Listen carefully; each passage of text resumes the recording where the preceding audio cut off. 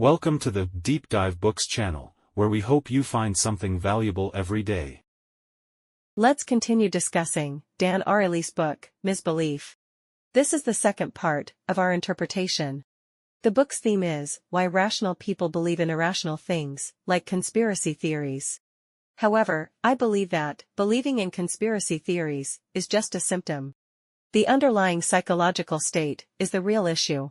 Even if someone believes in conspiracy theories, it doesn't necessarily harm themselves or society much, but it does cause unnecessary distress.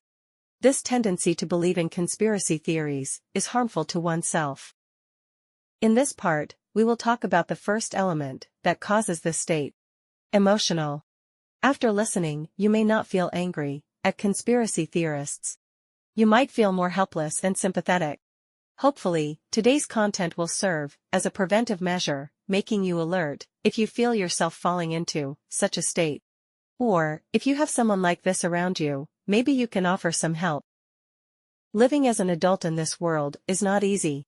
We face all kinds of difficulties. As the saying goes, time is like a sharp knife, aging us with each cut. Specifically, even with the best intentions, you might still suffer from 3 metaphorical knives. The first knife is unpredictable stress. When I was about to graduate from university, I finally understood the phrase, having one's actions thwarted and disturbed by Mencius.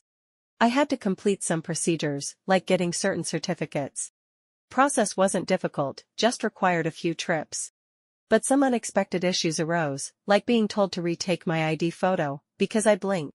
During those days, I kept repeating the phrase, having one's actions thwarted and disturbed, but I didn't have any sense of, heaven will bestow great responsibilities upon me. I was just complaining. Little did I know that this was just the beginning. Unpredictable stress is a daily occurrence in adult life. In life, especially in a structured environment like school, some stress is predictable.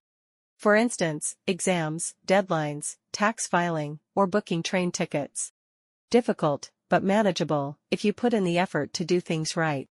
Another type of stress, however, is unpredictable, such as sudden illness, the death of a loved one, job loss, accidents, and natural disasters.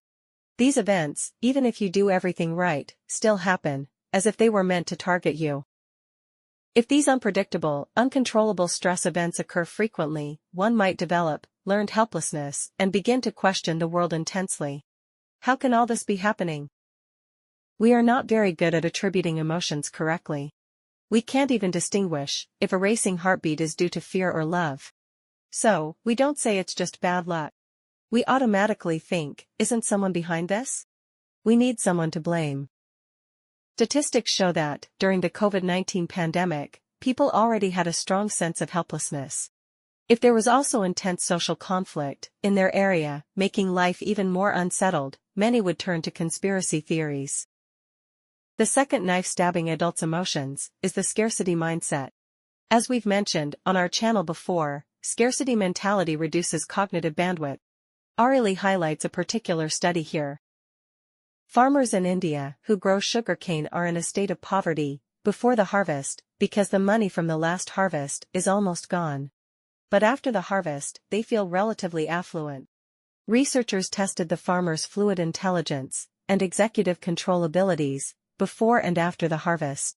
They found that, before the harvest, compared to after, their intelligence scores were 25% lower, their executive control speed was 10% slower, and they made 15% more mistakes.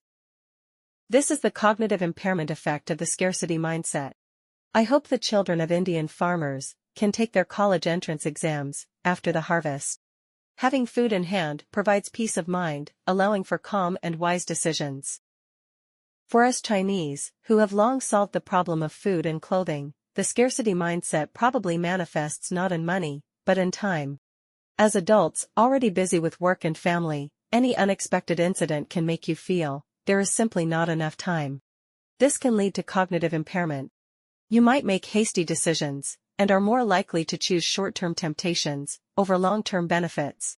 You are too tired to think things through. The third knife is the feeling of isolation. It might be more bearable if everyone is struggling, but if you're having bad luck, and everyone around you colleagues, classmates, neighbors. Seems to be doing well, especially seeing their thriving lives. On social media, you might feel a strong sense of isolation. Is the world targeting you? You may develop a victim mentality. Studies show that, in areas with greater wealth disparity and economic inequality, people feel less connected to their community and more lonely. If I am at such an unfair disadvantage, someone must be enjoying an unfair advantage, right? Maybe they gained that advantage by persecuting me. This explains why conspiracy theories often feature elites persecuting ordinary people. Enduring one knife is already difficult. What if all three strike at once? Life is already tough, and the pandemic disrupts everything. Soon, your company announces indefinite leave, and you lose your income. The severe economic insecurity exacerbates your chronic illnesses, causing pain all over your body. While trying to find ways to make money, your child's teacher calls, complaining about your child's behavior, not wearing a mask properly. You lash out at the teacher, resulting in your child being suspended. Then you see on social media that the school principal just bought a luxury car? Adding all this together, the most reasonable explanation seems to be that someone is oppressing people like you. In such emotional turmoil, people need a psychological outlet, a bad guy to blame. All our suffering is due to this villain. In the evening, you watch the news and see a half-bearded professor pompously advising the government on how to persuade people to wear masks. That's right, Dan Ariely is the villain. He must be taking revenge on society. Children are the least at risk from COVID-19, right? Why force my child to wear a mask? A quick online search shows Ariely with Bill Gates. No doubt, he must have been paid millions as a consultant. He is the chief consciousness engineer of the virus conspiracy. Searching for conspiracy evidence is a positive feedback process. You find some claims, believe the theory more, then seek further evidence. You discover a community, realizing others also suspect Ariely. No doubt, he must be the villain. Once labeled as a public enemy, a bad person has no right to defend themselves. People will believe they can do any evil, without needing proof. Here's an interesting phenomenon that I think is a crucial reminder for smart people. Conspiracy theorists and scientists have fundamentally different ways of explaining the world. Scientists seek simplicity in explanations. We use Occam's razor. If a simple cause can explain something, don't use a complex one. For example, if gravity explains planetary motion well, there's no need to speculate about angels pushing planets, because that would require further explanations for the angels' actions, origins, and so on. Such explanations bring more problems than they solve. Conspiracy theorists, however, prefer increasingly complex explanations. For example, a group of people in the US believes the Earth is flat. They have their community and theories. Initially, the flat Earth theory might seem simple, but it's quite complex. If the Earth is flat, you must explain why so many people firmly say it's a sphere.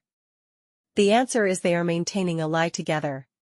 This means NASA scientists, aerospace engineers, even every pilot, are deliberately lying. You must explain why they do this. Conspiracy theorists also claim that Australia, supposedly in the southern hemisphere, doesn't exist. This means everyone who says they are from Australia or has been there is either a liar or deceived. You need to explain all this reasonably. From a computational perspective, this is clearly inefficient. The theory's likelihood is too small. What's the probability that so many people would conspire to lie?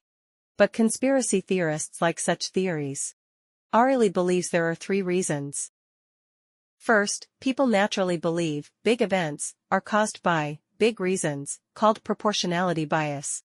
Hurricane Katrina caused massive disaster, so it must have a significant cause, like government weather control, rather than just being a natural disaster. Conspiracy theorists don't believe in the butterfly effect.